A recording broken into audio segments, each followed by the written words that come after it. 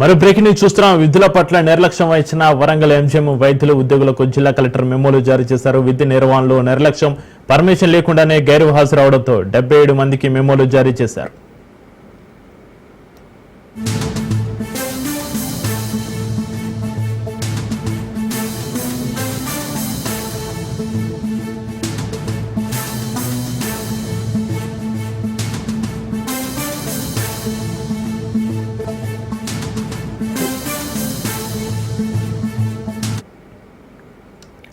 ఈ నెల 24న వరంగల్ పశ్చిమ ఎమ్మెల్యే నాయని రాజేందర్ రెడ్డి, ఎమ్మెల్సీ బసవరాజు సారయ్య ఎంజీఎంను ఆకస్మికంగా తనిఖీ చేశారు. ఆ సమయంలో వైద్యులు విధులకు హాజరు కాకపోవడం, శానిటేషన్ వ్యవస్థ అధ్వానంగా ఉండడంతో ఆగ్రహం వ్యక్తం చేశారు. తక్షణమే చర్యలు తీసుకోవాలని కలెక్టర్ను కోరారు. వెంటనే స్పందించిన కలెక్టర్ విధులకు హాజరు కానీ విధుల్లో నిర్లక్ష్యం వహించిన ఉద్యోగుల నుంచి వివరణ కోరుతూ మెమోలు జారీ చేశారు.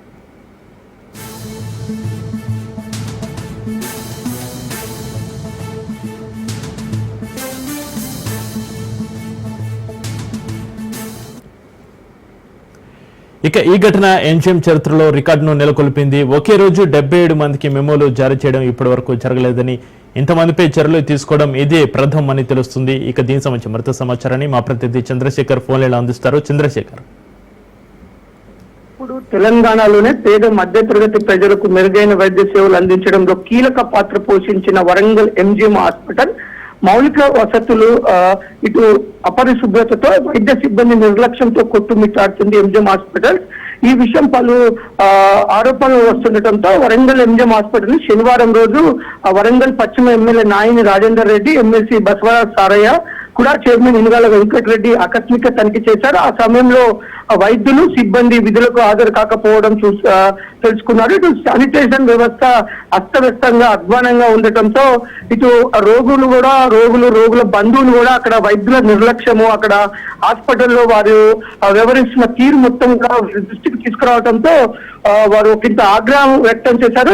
ఎంజీఎం సూపరింటెండెంట్ కిషోర్ కుమార్ పై ఆగ్రహించడమే కాకుండా ఇక్కడ ఉన్న పరిస్థితులు మొత్తం కూడా ఫోన్ ద్వారా వరంగల్ కలెక్టర్ దృష్టికి తీసుకెళ్లారు. వెంటనే వీరిపైన చర్యలు తీసుకోవాలని వీరు కలెక్టర్ కోరడంతో కలెక్టర్ ఎంజీఎం సూపరింటెండెంట్ కు విచారణ బాధ్యతలు అప్పచెప్పడంతో ఎవరైతే ఇప్పటి వరకు నిన్న విధుల్లోకి హాజరు కాకుండా ఉండటం, ఇటు సంతకాలు చేయకుండా ఉండటం, ప్లస్ పారిశ్రామిక మన పరిశుభ్రత విషయంలో అశ్రద్ధ వహించిన వీరందరికీ గుర్తించి 77 మందికి మెమోలు జారీ చేశారు. ఇది 77 మందికి ఒకే రోజు ఎంజీఎం సిబ్బందికి మెమోలు జారీ చేయడం అయితే ఇదే మొదటిసారి అని అయితే అంటున్నారు.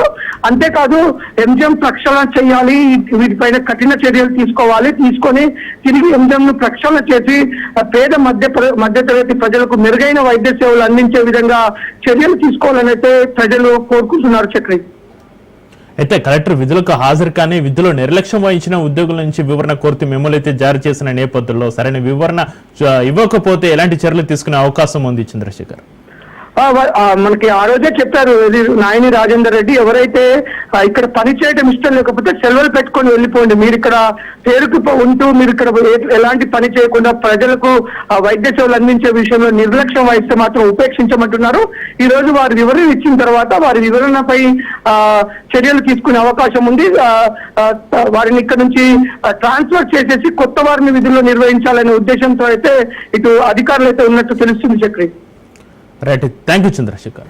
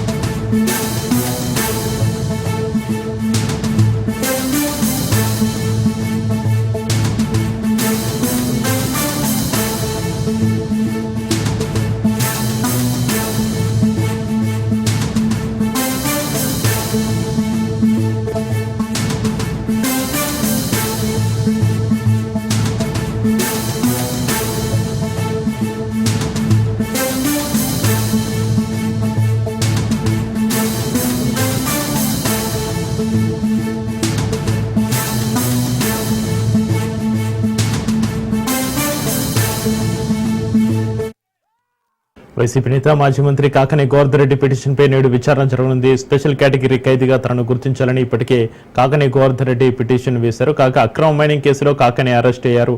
వాదన ప్రతిపాదనలు విన్న ధర్మాసనం కాకానికి 14 రోజుల పాటు రిమాండ్ విధించింది. దీంతో వెంకటగిరి నుంచి నెల్లూరు సెంట్రల్ జైలుకు తరలించారు పోలీసులు.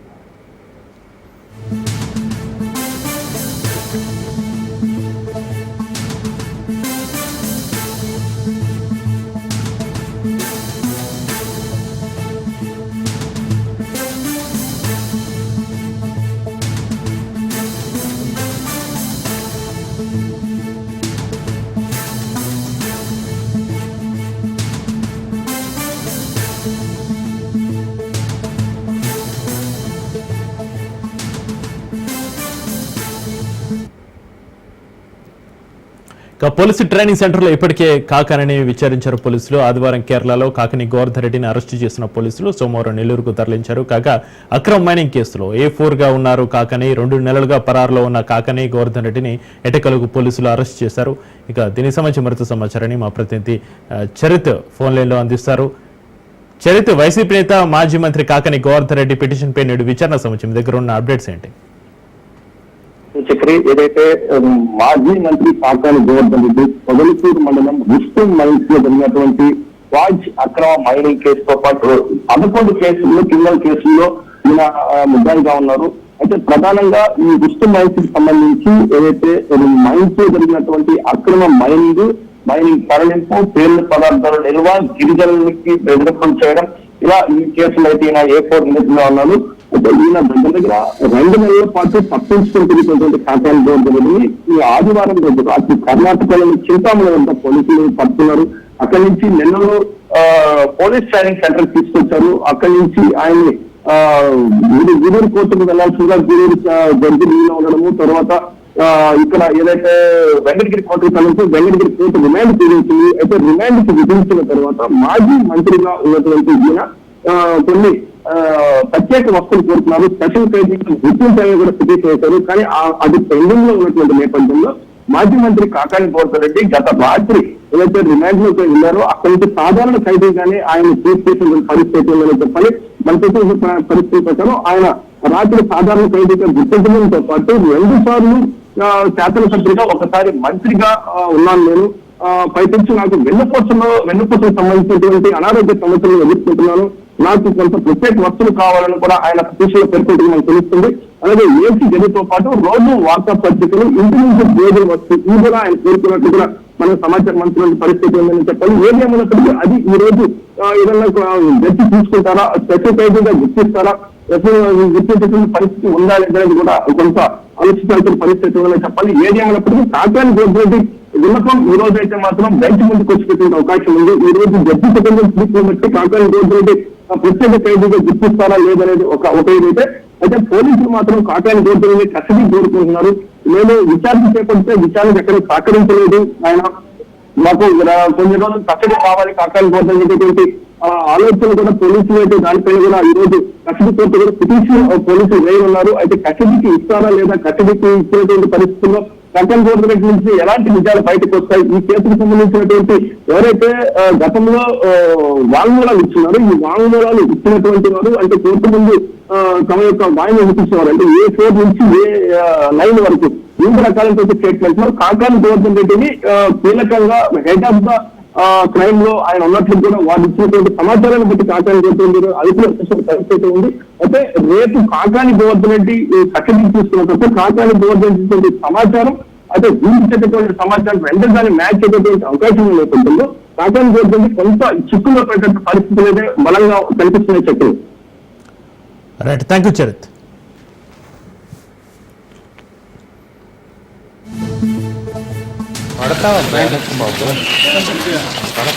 Okay sir, okay sir, okay sir. చూస్తావురా एकदम బాగుంటుంది.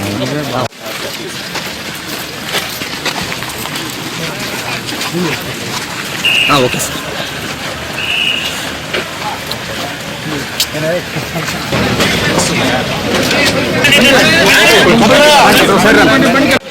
ఎడాపమ్మా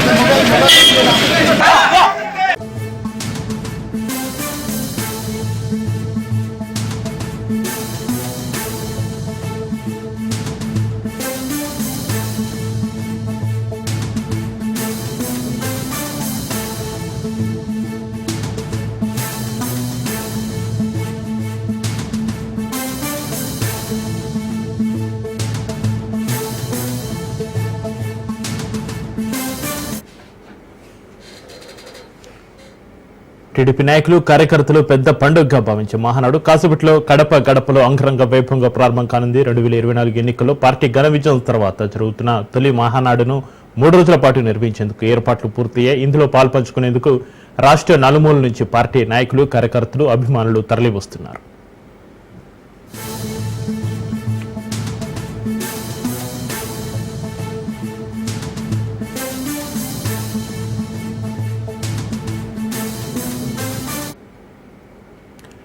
మూడో రోజు గురువారం జరిగే భారీ బహిరంగ సభకు సుమారు 5 లక్షల మంది హాజరవుతారని పార్టీ నాయకులు అంచనా వేస్తున్నారు.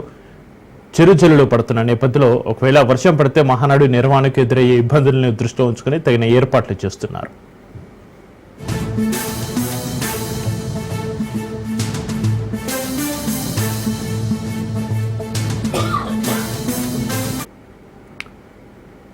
మహానాడు నిర్వహణకు కడప శివారు చర్లపల్లిలో భారీ ఏర్పాట్లు చేశారు. మొదటి 2 రోజులు ప్రతినిధుల సభ, చివరి రోజు బహిరంగ సభ నిర్వహణకు 140 ఎకరాలు ఏర్పాట్లు పూర్తి చేశారు. వాహనాల పార్కింగ్ కు 450 ఎకరాలు కేటాయించారు. వేదికపై దాదాపు 450 మంది ఆసీనులు కానున్నారు.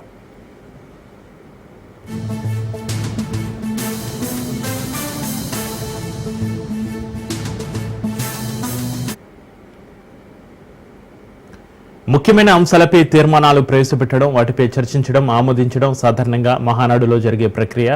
ఈసారి దానికి కొంత భిన్నంగా టీడీపీ మూల సూత్రాలు, భవిష్యత్తు లక్ష్యాలకు అనుగుణంగా 6 ప్రధాన అంశాల ప్రాతిపదికగా చర్చించనున్నారు. కార్యకర్త, అధినేత, యువకులు, తెలుగు జాతి, విశ్వఖ్యాతి, స్త్రీశక్తి, సామాజిక న్యాయం, పేదల ప్రగతి, అన్నదాతకు వంటి అంశాలపై చర్చలు, తీర్మానాలు ఉంటాయని ఆ పార్టీ వర్గాలు చెబుతున్నాయి.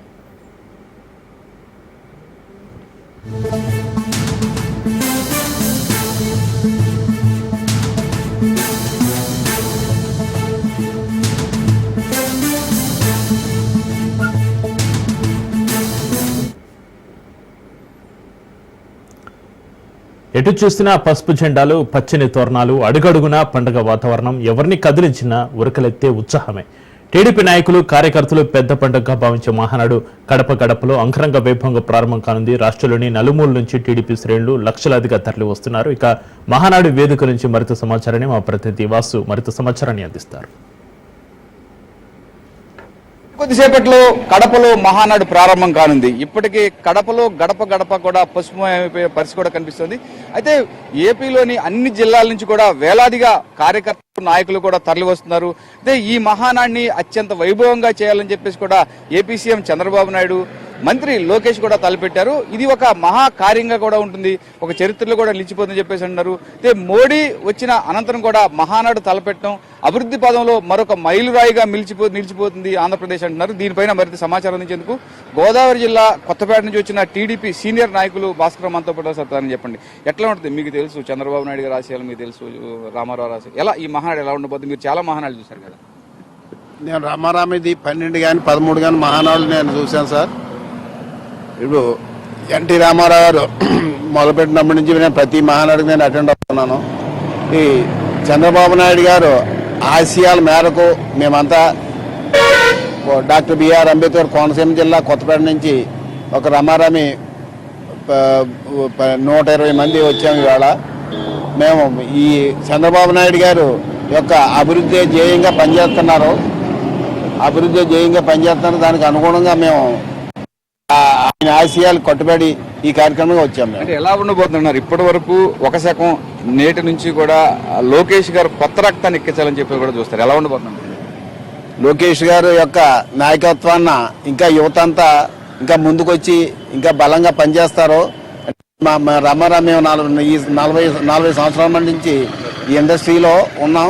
లోకేష్ గారి ఆశయాల మేరకు ఇంకా యువత ఇంకా ముందుకొచ్చి ఈ ప్రజల యొక్క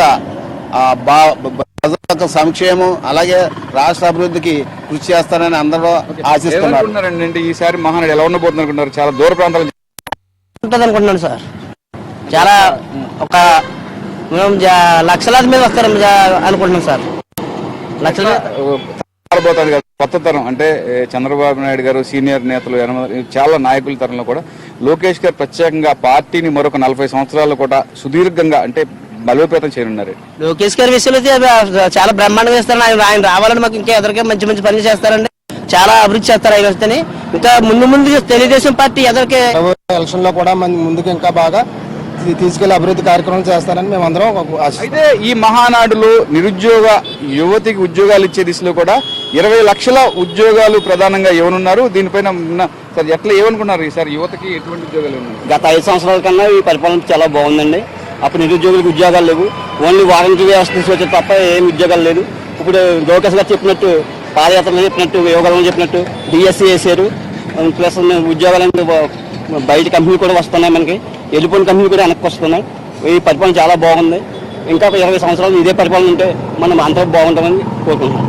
అంటే కొత్త తరం కొత్త నాయకత్వం అంటే పాత నాయకులు సీనియర్ నాయకుల ఆలోచనతో కూడా మరికొద్ది సేపట్లో కూడా మహానాడు ప్రారంభం కానుంది. ఆంధ్రప్రదేశ్ చరిత్రలో టీడీపీ చరిత్రలో కూడా ఈ మహానాడు కడపలో ఒక అత్యంత ప్రాముఖ్యం సంతరించుకునే మహానాడుగా నిలిచిపోతుందని చెప్పేసి మాత్రం కార్యకర్తలు నాయకులు అత్యంత ఆసక్తి కనబరుస్తున్నారు. కెమెరామెన్ కిరణ్తో వాసు, కడప.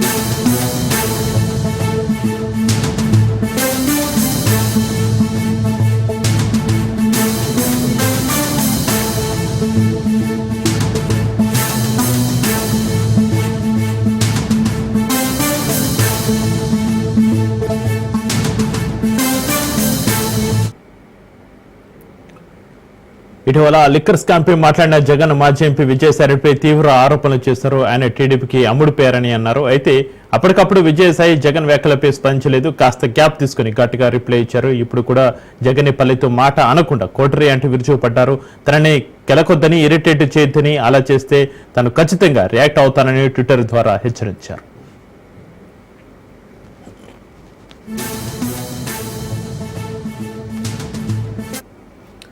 తాను మౌనంగా ఉండడం వైసీపీలోని కోటరికి నచ్చడం లేదని, అందుకే తనపై సోషల్ మీడియాలో తప్పుడు పోస్టింగ్లు పెట్టిస్తున్నారని అన్నారు విజయసాయిరెడ్డి. తాను రియాక్ట్ అయితే కోటరికి నష్టమేమీ లేదని, కానీ జగన్కి నష్టం జరుగుతుందని, అలా జరగాలని అనుకుంటుంది కాబట్టి కోటరీ తనను కెలుకుతుందని చెప్పారు. రాజకీయ అనుభవం లేని కోటరీ అనాలోచిత చర్యల వల్ల పార్టీలో నెంబర్ 2గా ప్రాధాన్యత కావాలనుకుంటున్న వారికి ప్రయోజనం ఉండొచ్చేమో అని ఆయన అనుమానం వ్యక్తం చేశారు.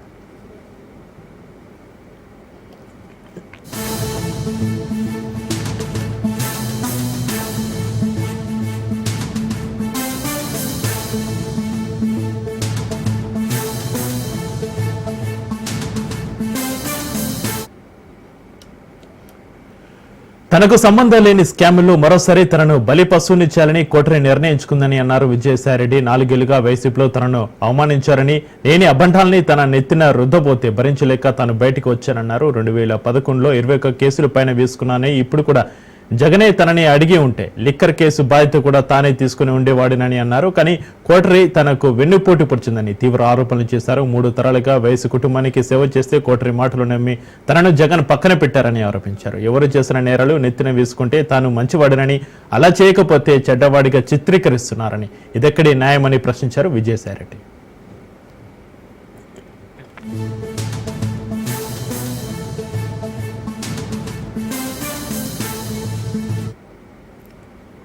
విజయసాయిరెడ్డి టీడీపీ నేతలతో రహస్యంగా సమావేశం అవుతున్నారనే ఆరోపణలపై కూడా ఆయన స్పందించారు. తాను ఘట్టంలేని ఆది శేషగిరిరావు ఇంటికి వెళ్లారని చెప్పుకొచ్చారాయన. అయితే ఆ సమయంలో టీడీపీ నేత టీడీ జనార్దన్ అక్కడికి వస్తున్న విషయం తనకు తెలియదన్నారు. తమ మధ్య ఎలాంటి రాజకీయ చర్చలు జరగలేదని కూడా క్లారిటీ ఇచ్చారు.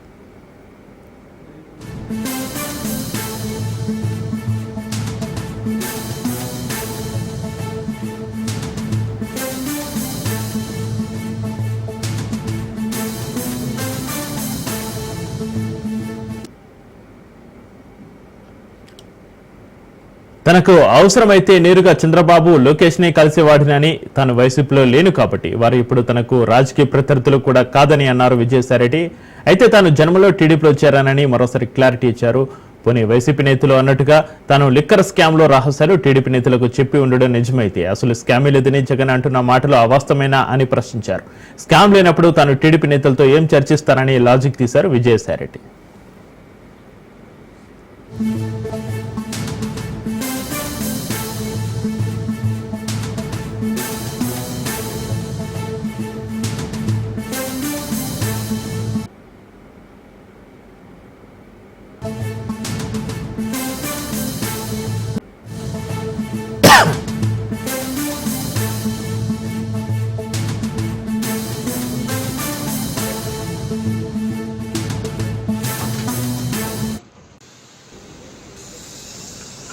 మరో బ్రేకింగ్ న్యూస్ చూస్తున్నాం. విజయనగరం బాంబు పేలుల కుట్ర కేసులో దర్యాప్తును స్పీడప్ చేశారు. 7 రోజుల కస్టడీలో భాగంగా ఇవాళ 5 రోజు నిందితులు సిరాజ్ సమీర్ ను అదుపులోకి తీసుకున్నారు. అయితే ఇవాళ నిందితులు సిరాజ్ సమీర్ ను ఎన్ఐఏ అధికారులు విచారించనున్నారు. ముఖ్యంగా అహిం గ్రూప్ నకు చెందిన 20 మంది ఆచూకీ కోసం ప్రశ్న వర్షం కురిపించనున్నారు. కాగా ఇప్పటికే 4 రోజుల విచారణలో సిరాజ్ అండ్ సమీర్ పలు కీలక విషయాలు వెల్లడించగా ఇందుకు సంబంధించిన స్టేట్మెంట్లను ఎన్ఐఏ అధికారులు రికార్డు చేశారు.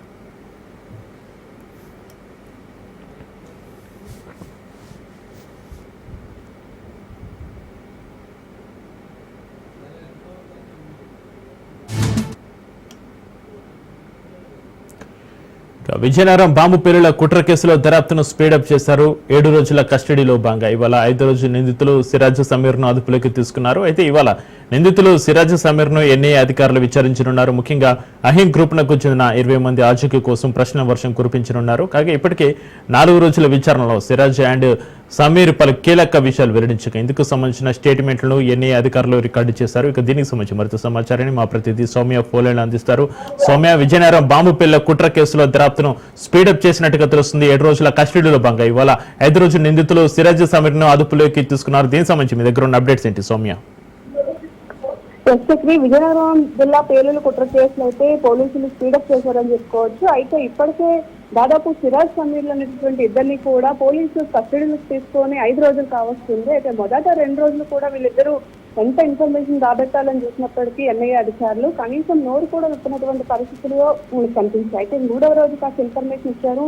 నిన్న 4వ రోజు కూడా కొంచెం ఇన్ఫర్మేషన్ ఇచ్చారు. అయితే ఈ రోజు 5వ రోజు. అయితే నిన్న కొన్ని కీలకమైనటువంటి విషయాలు, అదేవిధంగా కొత్త పేర్లు కూడా తెరమీదకి వచ్చాయని మనం చెప్పుకోవచ్చు. ఏదైతే అహిం గ్రూప్ కు చెందినటువంటి 20 మంది ఆచూకీ కోసం ప్రస్తుతానికి ఇప్పటికే పోలీసులు అయితే దర్యాప్తు చేపడుతున్నారు. అయితే ఇదే విధంగా మనం చూసుకున్నట్లయితే కర్ణాటకకు చెందినటువంటి కర్ణాటకకు అదేవిధంగా గుల్బర్గాకు చెందినటువంటి సూఫియా సయ్యద్ అనేటటువంటి ఇంకొక వ్యక్తి పేరు కూడా ప్రస్తుతం తెర మీదకి వచ్చింది. ఈ వ్యక్తితో కాంటాక్ట్ అయ్యి ఇదంతా కూడా చేస్తున్నారని చెప్పి నిన్న సిరాజ్ అయితే ఒప్పుకోవడం జరిగింది. అయితే సమీర్ మాత్రం ఏదైతే కస్టడీలో ఉన్నాడో సమీర్ మాత్రం ఎన్ఐఏ అధికారులకు సంబంధించినటువంటి దర్యాప్తుకి ఇంకా సహకరించడం లేదని మాత్రం తెలుస్తుంది. అయితే ఇంతేకాదు ఏదైతే ప్రస్తుతం వీళ్ళు ఎక్కడెక్కడ బాంబులు చేయాలనుకున్నారో అదేవిధంగా ఇంకా వీళ్ళు ఏదైతే ఒక గ్రూప్ ని క్రియేట్ చేసుకొని ఆ గ్రూప్ ద్వారా వీళ్ళందరూ కూడా అహీం అనేటటువంటి ఒక గ్రూప్ ని క్రియేట్ చేసుకొని అందులో దాదాపు 20 మంది యువకులను ప్రభావితం చేస్తూ ఆ 20 మంది యువకులను కూడా ఒక మానవ బాంబులుగా తయారు చేసి భారత్ కి సంబంధించినటువంటి పలు ప్లేసుల్లో బాంబ్ బ్లాస్టింగ్ అదేవిధంగా జరిపి అల్లకల్లోలం రేపాలని చెప్పి వీళ్ళందరూ కూడా ప్లాన్ చేసుకున్నట్లుగా కూడా తెలుస్తుంది. అయితే ఇప్పటికే ఈ విషయాలన్నీ వెలుగులోకి రావడం, అదేవిధంగా ప్రస్తుతానికి ఒక కొత్త వ్యక్తి గుల్బర్గాకు చెందినటువంటి సూఫియా సయ్యద్ తో కాంటాక్ట్స్ ఉన్నాయని ఒప్పుకున్నాడు. కాబట్టి అసలు సూఫియా సయ్యద్ ఎవరు, ఎక్కడి నుంచి ఆదేశాలు ఇస్తున్నారు, ఇవన్నీ కూడా ప్రస్తుతానికి దర్యాప్తును అయితే చేపడుతున్నారు. 5వ రోజు కూడా ఎన్ఐఏ అధికారులతో పాటు పలు దర్యాప్తు బృందాలు కూడా ప్రస్తుతం వాళ్ళని ఇంట్రాగేట్ చేయబోతున్నాయి. సో ఈ రోజు కూడా ఇంకొన్ని విషయాలు వెలుగులోకి వస్తాయేమో అని చెప్పి ఎన్ఐఏ అధికారులు మాత్రం ఆశను వ్యక్తం చేస్తున్నారు. Right, thank you Soumya.